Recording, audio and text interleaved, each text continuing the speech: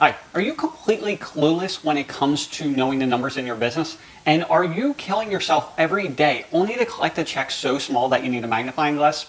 If so, watch this video because I'm going to show you a simple approach that is so simple and easy that anyone can do it, and it only takes minutes to set up. Hey guys, so here's the spreadsheet, okay? And this is going to break everything down. It's only going to take you a few minutes, and then after that, you're done, like done, okay? So there's two things that you're tracking. You're tracking your business expenses, and then down here, you're tracking your personal expenses. The way I look at everything is I look at it for the year, okay? So if you notice, the first thing is your profit. You're in business not to just make enough money to pay the bills, but you also need to make a profit. So that way your money has, your business has money set aside. So that way when shit hits the fan, you're prepared for it, okay? Perfect example, COVID. Okay, enough said. So you put that in there, whatever you want for the yearly. Okay, if you want to make like $2,000 a month, you would put in 24,000, and then I'll break it down. So it'll show you that you'll make $2,000 a month, or need $2,000 a month, or $460 a week to make that happen. Okay, and you just go down here and fill out everything. Now these are what I personally use. You can change it to whatever you'd like. Now, for the employees, this one's important. This is not for the people that actually do the service for you. So in my case, I own a fence company. I am not putting what my installers make here. It's totally separate. That's something different. Okay, this is for the fixed costs. This is for the people that is like a supervisor, a manager in the office, secretary, stuff like that. Okay, you will put that stuff in here. Now, the key to remember is whatever you pay them. So let's say Sally gets paid $20 an hour. You're not, and she works 40 hours a week. You're not doing 20 times 40 times 52, and that gives you, 40 grand a year. You're doing 20 times 40 times 52, and then you're adding an extra 40%. The reason why we're adding 40% is because you have to count for taxes, workman's comp, all that kind of stuff. And 40% is just a good number for that. So you put that in there. So if it's 40,000, it's really 40 times 40% is another 16,000. So that would be $56,000. Okay. You put that in there and I'll break it down. You do all that. Okay. And then I'll show you for the total for the business that you need to make $429,000 or whatever your number is. And then for the monthly, it's 35,000. And then for the weekly, it's 8,200. Okay. The next is your personal expenses. Now, this is just my stuff. These numbers aren't completely accurate, but for me, I have two homes. I have my regular home, and then I have a shore home. So for that, you want to track everything. You want to put in like what your mortgage payments are, what your gas payments, electric, water. If you have a home equity loan for like a pool, you also want to track everything else. You want to track if you belong to a gym, if you have a house cleaner, okay? If you have a yoga membership, vacation fund. Like, what are you saving to go on vacation? Now, if you're too busy every single week of the year, then you need to watch more of my videos because I show you how to go from basically 80 hours a week down to like, I personally work about 15 minutes a day. You don't have to cut it that much, but you could easily go from 80 hours to 60 or 50 or even 40 pretty damn quickly without much effort. And investments. This is important. Like, how much money are you saving for investments? Because I did this to myself, back in 2008. And at the time I was broke. I only had $1,500 to my name, and at the time I needed to get a car. So I put that money down for a down payment. And at the time, I think the car only cost me like $28,000. It was a Pontiac G8, sweet car. We still actually have it, super fast and cheap. Long story short, that $1,500 that I put down on that car, like then. At the time, the stock market had just crashed, and I only follow a handful of stocks. And the one that I follow all the time, it's Brown Shoe. Actually, it's called Solaris now. The only reason I follow it is because I used to work for Famous Footwear. Long story short, it was trading at like $28 a share. It went down to like $3.50. I wasn't worried about them going out of business because they own, it's not just Famous Footwear, but they own several different shoe manufacturers and everything else. So it's it's a global company. It's not going anywhere. Long story short, 3 years later, that $1,500 would have practically paid for my car.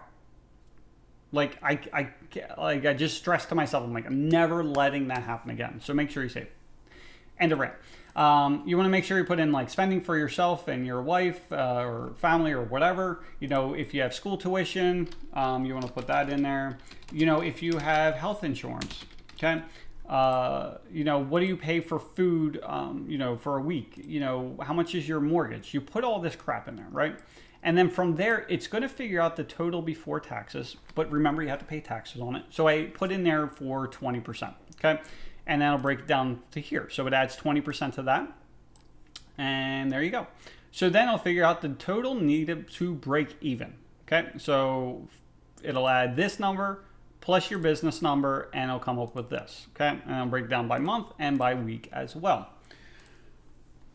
Okay, so that's that information. Now, what can you do with that information? Well, a few things. The first thing we're gonna find out is how much that you need to charge per crew hour to break even. Not even to make a profit, just to break even, okay? So here is, you're gonna put in the average number of days a week that you work. Now, if you're a seasonal business like I am, you're gonna be super busy. Well, we're busy in the summertime, but we never work, like we only work 5 days a week. That's how we just run it. We don't work on the weekend. So if we miss something to rain, we just push it all to the next week because no one wants to work on the weekend. Like I don't want to, so we don't do it. Okay. So we put whatever your average is, you're going to put that. And then you're going to put the number of crews that you have as well. Okay. And then you're going to put the number of employees that you run per crew. So like for me, you know, if I'm running 2 crews and I have 2 employees for a crew, that's what I'm using. Okay. Now, this breaks down your 57. Yeah, that's right. So this will break down based upon, you know, this number here. So to break even, we need to hit 11, just say $12,000. This number is basically just taking the 12,000 divided by 3.5 and saying, okay, you need to make about $3,400 per day. Okay. The next thing, the needed per hour per crew just to break even. So this doesn't include labor or anything like that. So what it does is it just takes these numbers and it'll say, okay, base per crew, you're going to need to make $105 per hour just to break even. Okay. And then finally, we have down here is where you're actually entering information. So basically, wherever you see yellow, you need to enter in information, which this audio will change as well real quick. And so you're going to put in here. So whatever you pay your crew. So in this example, let's say that you pay there's 2-man team, like there's 2 people in a crew and you pay 125 and 118. So that's going to be 43. And then you take that 43 and you multiply that by 1.4. So you can add that 40% for your, you know, employee taxes, workman's comp, that stuff. And I'll say, okay, then you need to make this. So then it's going to show you what you actually need to charge per hour. Okay. And the numbers are going to shock you a lot of times. I know it did for me because like we would always make money on our installation side, but when it came to repairs, we were just throwing out like arbitrary numbers, like, you know, minimum labor $350, or, you know, okay, we're charging $650 for this, we're charging $900 or $1,200, whatever. But there's no rhyme or reason for it, right? Well, now with this, you can figure it out. So based upon this, this is what you need to charge per hour, $166 per hour for a crew to show up to that person's house. Okay. And then from here, what you're going to do is put in the total number of hours that you think the job is going to take. Okay. Now, the thing you have to remember is this is not just the time that they're at the job site. You have to remember everything. You have to remember how long does it take to get to the job site? Let's say it's a half hour and a half hour to get back. So that's an hour. Just say they have to go to like Home Depot, Lowe's, or your supplier to pick up materials, and that takes another hour. And then they're at the job site for 2 hours. So that's 4 hours. It's not 2, it's 4. Okay. So you put in 4 here. So now you'll know that you have to charge $664 in labor to break even. Just to break even. This is not to make any extra money. This is to break even. So this is super important. Okay. So this should be able to help you out greatly. Okay, the next thing, and I'll probably have this thing prettied up a little bit, like when you use it, But the next thing is you need to figure out how many jobs you need to book per week, because once you have that, then it makes it easier to book enough jobs. Because before, for us, before we started looking at this kind of stuff, we would say we just need to book more jobs. We didn't know how many more we needed to book. We just always, there was a rush to keep on booking more and more and more jobs. This year was a perfect example. Before we started looking at this stuff, we're saying we have to book all these jobs. And then I come to find out we're booking so many jobs we can't even keep up. And we're actually way over than what we were supposed to be. Not that that's a bad thing. But the simple fact is we just didn't know. Okay. So you would go in here and you're going to put the average profit per job. Now, this is the gross profit. So this is basically you take the total price minus materials, minus labor. And remember, I know I keep saying it, but when you factor in the labor, make sure you add that 40% if you're not using subs. So just say the total job is $5,000 and it's $1,500 for materials, $1,500 for labor. So that means I made a gross profit of $2,000. You put that in here. Okay. So then here, it's going to tell you that you need to book about 6 jobs per week to break even, because it's basically just taking this number divided by the average profit and it'll give you that. Simple. Now, I broke it down a step further, and how many jobs do you need to book per year? It comes out to about 308 jobs. And then I have this little tracker here. It's not the prettiest thing, but I just made it up real quick for you. And what it'll show is you'll just track the number of jobs that you do each, for the month. So right now we have 16 for January, 12 for February, and all this kind of stuff. So then I'll show you that you're still short 170 jobs for the year. So then let's say July was really busy and we did like 50 jobs.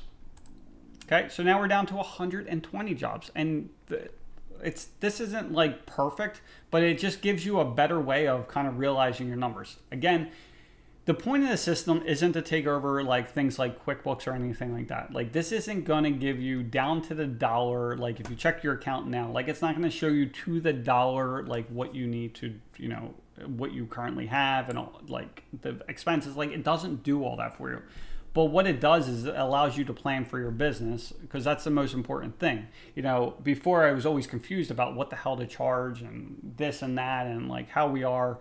But then once I figured out that I just need to figure out what my business costs per year, what my personal costs are per year, and what my average profit is per job. And then from there, all I have to figure out is like, okay, I just need to hit 6 jobs a week. It makes life so much simpler that you're just saying to yourself, I need to hit 6 jobs a week, instead of constantly being stressed that you don't have enough work, or you don't know if you have enough work. Now you just do. Like it's simple. Okay. So again, this isn't going to replace everything, but it's going to at least get you on your way, so that way you can know that you're at least profitable. Let's just get to let's figure out if you're profitable or not profitable, and just work towards that.